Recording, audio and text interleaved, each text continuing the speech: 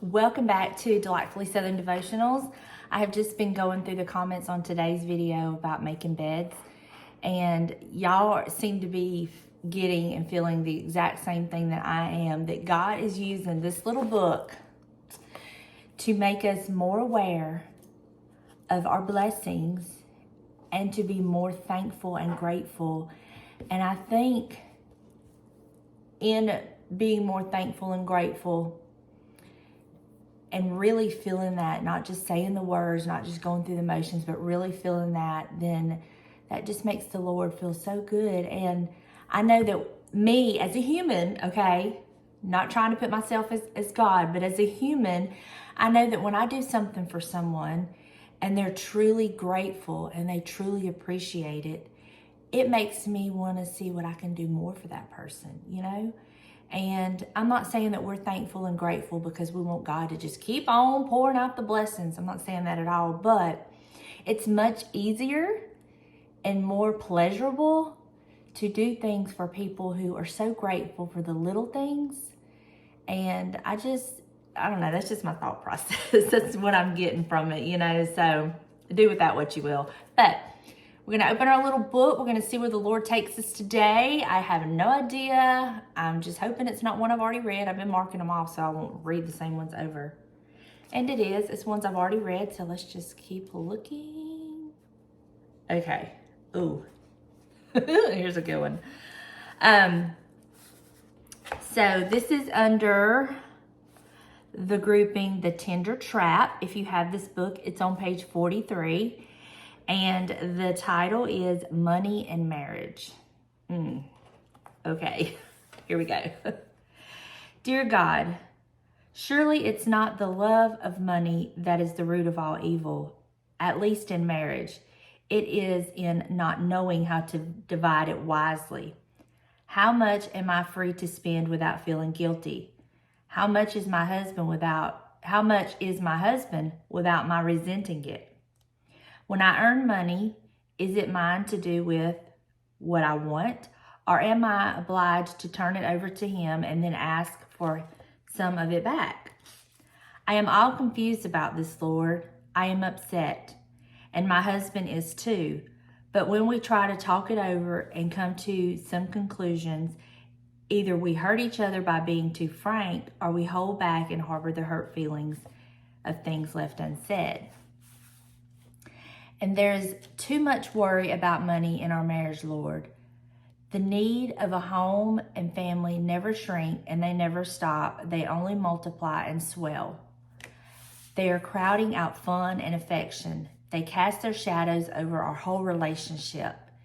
It is as if we were separated by a vast pile of paper, bills, and mortgages, and tax forms, or as if we were cut off from each other by a wall of material demands, the car, the house, the things the children need. Dear Lord, restore to us some perspective. Guide us back to the essentials. Help us to realize that companionship is more important than even physical comforts, that material security means nothing if there isn't emotional security as well. Dear God, please help us to resolve our misunderstandings. Give us either more money or more sense. I love her sense of humor. Oh wow, this is a toughie, and I think, well, I was gonna say I think that it affects more younger married people, like younger in they're newly married, not necessarily their age. But when you've just gotten married and the struggle, I could see this being an issue. I can see it being an issue in any stage of life, really, in any stage of marriage.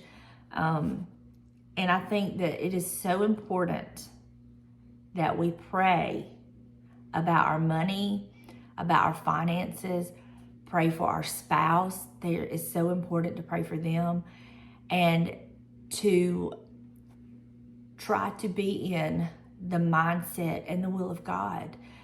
Because at the end of the day, it all is God's, okay? He is just entrusting us to be good stewards with what he's given us. And I don't want to sit here and make it come off like I'm the best. I make the best decisions. I'm so wise. James and I just do everything perfectly. No. But we do know our place in our marriage. And when I say that, I don't mean like, he controls me or I control him. He controls the bank account or I control the bank account. It's not like that. I'm just saying through much prayer, this did not happen overnight, but through much prayer, fasting, trusting and believing God, we now have that part of our relationship is pretty much handled, for lack of a better word. We know our place. We started out in our marriage, we had nothing, y'all, nothing. We were barely scraping by with, both of us being from divorces and all that comes with that, and just basically starting over. We had nothing really. But we were so happy. And it just shows that money doesn't make you happy, okay? Some of the richest people in the world are the most miserable people in the world. Money does not make you happy, and not having money doesn't make you sad because we had nothing. But we were so happy and we were so blessed and grateful for what we did have. But we kind of sit down and we would go over our finances and kind of lay out and have a budget. And we discussed any purchases, we still do, any purchases that either of us decide to make. I'm talking big purchases. Like we have a cap. Like if it's over $100, we discuss it with one another first. If it's under $100, it's kind of like you use your best judgment.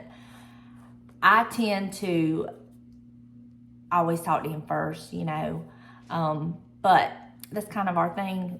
You do you. I'm not telling you that would work for your marriage, but I personally feel and have learned when you pray and you put God at the center of your marriage, like he is the hub, he is the main focus, then he comes and helps in times of financial crisis, it feels like sometimes, and he will help us in all of that.